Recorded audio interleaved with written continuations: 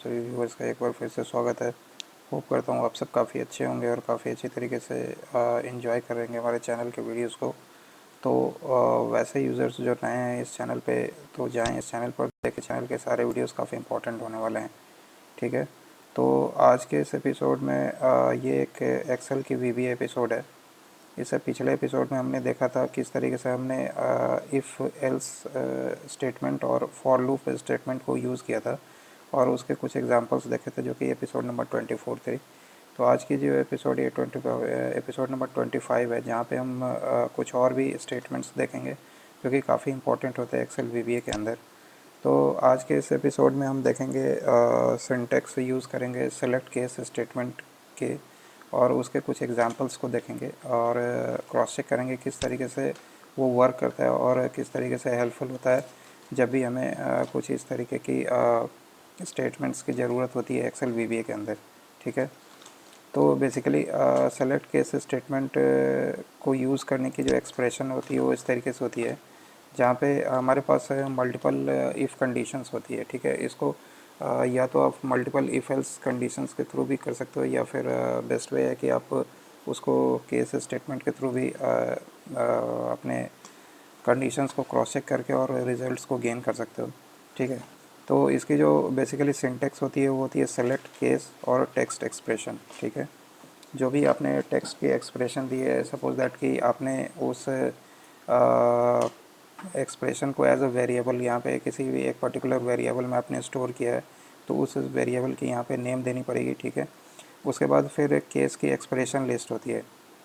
Expression list means हो गया कि किस तरीके की कंडीशन से आपको क्रॉस चेक करवानी है। ठीक है, वो या तो हो सकता है आपकी जो कंडीशंस होगी वो इंटीजर बेस्ड होगी, या फिर कुछ टेक्स्ट बेस्ड कंडीशंस होगी, तो वो यहाँ पे एक्सप्रेशन हो जाएगी उसकी, और उसके बाद उसकी स्टेटमेंट्स होगी और किस तरीके से वो स्टेटमेंट को रिलीज़ करेगी उसके अगेंस्ट में। ठीक है, तो यहाँ पे ये मल्टीपल केस स्टेटमेंट्स होगी। यहाँ पे हो सकता है ये 2 केसेस, 3 केसेस, 4 केसेस, इस तरीके से केसेस चलेंगे, और लास्ट में जब भी केस एंड होगी तो वहाँ पे केस एल्स करके एक सिंटेक्स होगी और लास्ट में उसका एक्सप्रेशन हो जाएगा। ठीक है, एक्सप्रेशन मीन्स कि उसके अगेंस्ट में क्या आर्गूमेंट आप दे रहे हो उस एक्सप्रेशन के अगेंस्ट में, और लास्ट में इंड सेलेक्ट हो जाएगा। तो हम देखते हैं इन सारी चीज़ों को एक एग्जांपल, 2 एग्जांपल बेसिकली आज के इस एपिसोड में हमने पुट करी है, और उन दोनों एग्जांपल के बेसिस पे हम क्रॉस चेक करेंगे ये किस तरीके से वर्क करती है। तो चलते हैं हम अपने डेवलपर टैब पे, और यहाँ पे एक बार एक्सप्रेशन को खोल लेते हैं। ये हमारी शीट पे एक ऑलरेडी कोड पहले से पड़ी हुई है जो कि मैंने राइट करी है। इसमें हम क्रॉस चेक करेंगे। बेसिकली ये जो एग्ज़ाम्पल है ये एक बैंक के ट्रांजेक्शन से रिलेटेड एग्ज़ाम्पल है, जो कि सपोज़ दैट कि हम किसी भी एक पर्टिकुलर बैंक अकाउंट की जो ट्रांजेक्शन्स करते हैं तो अपनी एक मंथली या फिर वीकली लिमिट होती है, तो उस लिमिट के अकॉर्डिंगली अगर वो लिमिट क्रॉस करती है तो उसके अकॉर्डिंगली हमें मैसेजेस आते हैं अपने बैंक से। तो उसको हम किस तरीके से डील करेंगे आज के इस एग्जांपल में, तो उसको देख लेते हैं। ठीक है, तो इसके लिए जो एक्सप्रेशन मैंने नोट किया है ये इस तरीके से है। यहाँ पे मैंने एक सब रूटीन बनाया जो कि है आपकी सेलेक्ट केस के नेम से। ठीक है, यहाँ पे 2 वेरिएबल मैंने डिफ़ाइन किया है, एक तो dim v a r as integer. ठीक है, और एक dim v a r one as string. ठीक है, तो ये इंटीजर वैल्यू मैंने इसलिए लिया है कि मुझे एक वेरिएबल चाहिए वी ए आर, जिसमें कि मैं जो कि वैल्यू लेगा सेल B2 से। ठीक है, सेल B2 पे जो हमारी वैल्यू है वो किस तरीके की है, यहाँ पे इंटीजर वैल्यू है जो कि आपकी अमाउंट होगी जो भी आप विड्रॉ करते हो अपने बैंक से, तो उसकी जो वेरिएबल होगी वो हम वैर वी ए आर करके जो वेरिएबल है उसमें हम स्टोर करेंगे। ठीक है, तो इसीलिए मैंने एक वी ए आर लिया यहाँ पे वेरिएबल जो कि इंटीजर टाइप है, और उसके अगेंस्ट में जो मैसेज देगा उसके लिए मैंने यूज़ किया वी ए आर वन, जो कि स्ट्रिंग होगी और जो कि कैरेक्टर्स मैसेज को डिस्प्ले करेगा। ठीक है, तो पहले क्या करेंगे हम वी ए आर में इसकी वैल्यू को पुट कर देंगे जो कि हमारी रेंज B2 डॉट वैल्यू से आएगी पुट करके। ठीक है, और उसके अगेंस्ट में हम कुछ केस स्टेटमेंट को यहाँ पे पुटअप करते हैं जो कि हमारी है जैसे कि वहाँ पे मैं उस अमाउंट के लिए कुछ स्टेटमेंट्स को कुछ एक्सप्रेशंस को यूज़ करता हूँ। जैसे अगर वो वैल्यू अब मेरी 0 to 10,000 है, ठीक है, तो उसके अगेंस्ट में जो VAR जो कि हमारी स्ट्रिंग टाइप है उसमें हमारी कौन सी वैल्यू जानी चाहिए, मिनिमम ट्रांजेक्शन, ठीक है। ये मिनिमम ट्रांजेक्शन करके एक मैसेज आ जानी चाहिए, ठीक है। नेक्स्ट अगर ये 10,000 to 20,000 के अराउंड में ये वैल्यू जाती है तो हमारी जो फर्स्ट वेरिएबल होगी VAR1 होगी, उसमें हमारी मिड ट्रांजेक्शन इस तरीके से एक मैसेज को पॉपअप करेगा।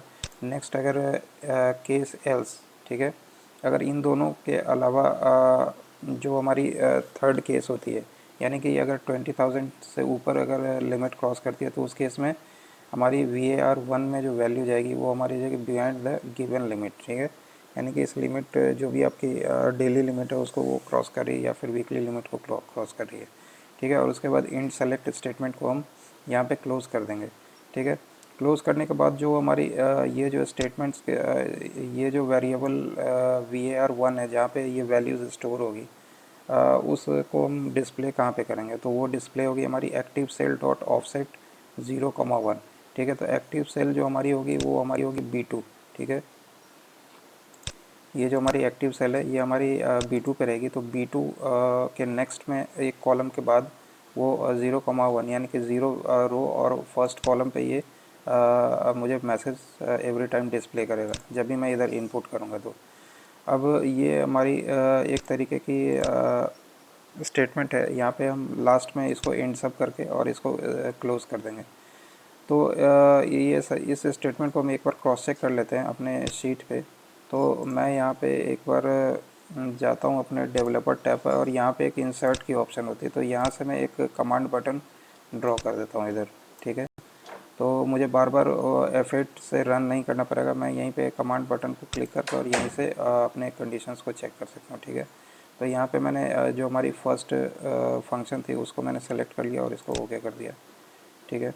और यहाँ पे इसको मैं थोड़ा सा एडिट कर देता हूँ, ठीक है। और इसको एडिट करके इसके बटन को मैं दे देता हूँ गिव मैसेज, ठीक है। ये मुझे एक मैसेज डिस्प्ले करेगा, ठीक है। इसकी मैं थोड़ी सी फ़ॉन्ट साइज़ भी इंक्रीज़ कर देता हूँ। वापस से जाता हूँ अपने होम पे और इसको बोल्ड कर देता हूँ, ठीक है। तो ये मैंने इतना काम कर लिया है। तो अब हम देखते हैं जैसे कि हमारी जो कंडीशन है वहाँ पे क्या है कि हमें 0 to 10,000 के बीच में जो भी वैल्यू होगी उसके लिए मिनिमम ट्रांजेक्शन्स डिस्प्ले हो और 10,000 to 20,000 पे मिड ट्रांजेक्शन्स हो। तो अब जैसे मैं एक ट्रांजेक्शन यहाँ से कर लेता हूँ, ठीक है। अब जैसे मान लो कि मैं 9,000 मैंने इनपुट डाला अपने नंबर्स की और यहाँ पे गिव मैसेज। तो हमारी जो है यहाँ पे एक बार मैं इसको डिलीट करता हूँ जिससे कि ये थोड़ी सी अंडरस्टैंडिंग क्लियर हो जाए, ठीक है। 9,000 मैंने किया और इसको गिव मैसेज किया तो ये मुझे मिनिमम ट्रांजेक्शन्स की एक मैसेज दे रहा है, ठीक है। अगर मैं इसको 10,000 अगर करता हूँ, ठीक है, तो ये भी मिनिमम है क्योंकि 0 to 10 में हमने मिनिमम रखा है इसको। अगर मैं यहाँ से 11 कर दूँ इधर और मैं क्लिक करूँ तो ये मिड ट्रांजेक्शन्स हो जाएगी, ठीक है। और फिर यहाँ पे 25,000 अगर करते हैं तो ये हमारी बियॉन्ड द गिवन लिमिट हो जाएगी। तो इस तरीके से ये हमारी केस स्टेटमेंट एग्जीक्यूट हो गई और इस तरीके से हम अपने केस स्टेटमेंट को इस तरीके से चेक कर सकते हैं। अब इसके बाद एक एग्ज़ाम्पल मैंने और भी लिया है जो कि जिसमें हम देखेंगे इसी केस स्टेटमेंट को कुछ डिफरेंट तरीके से सेट करेंगे और क्रॉस चेक करेंगे ये किस तरीके से वर्क करती है, ठीक है।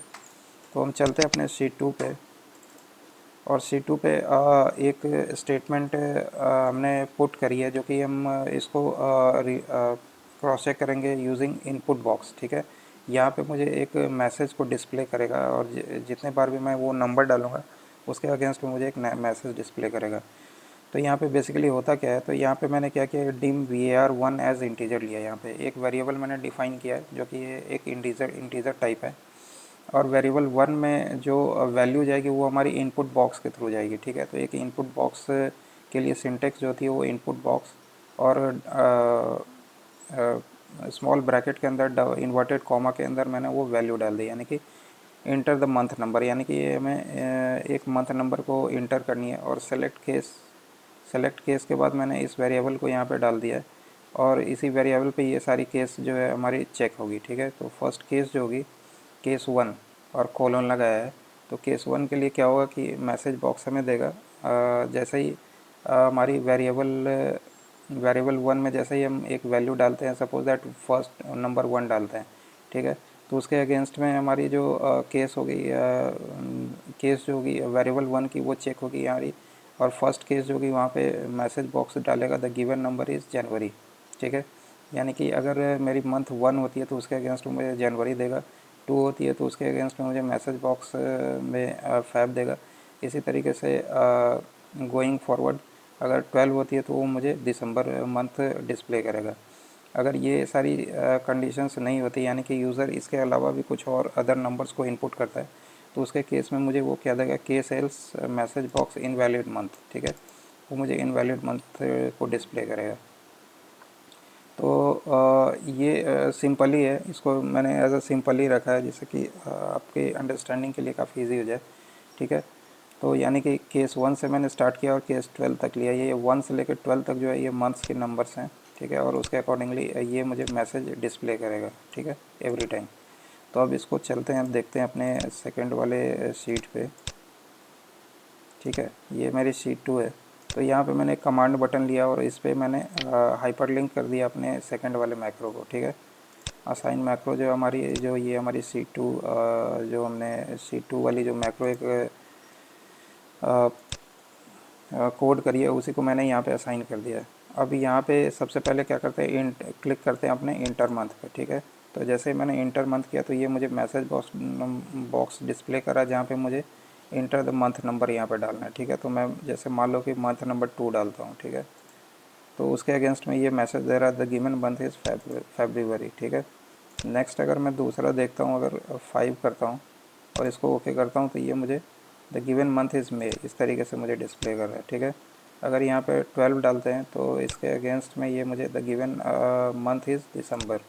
और अगर इन सारे के अलावा कोई एक एक्स्ट्रा मंथ डाल देते हैं, यानी कि 14 डाल देते हैं, तो उसके अगेंस्ट में देगा इनवैलिड मंथ।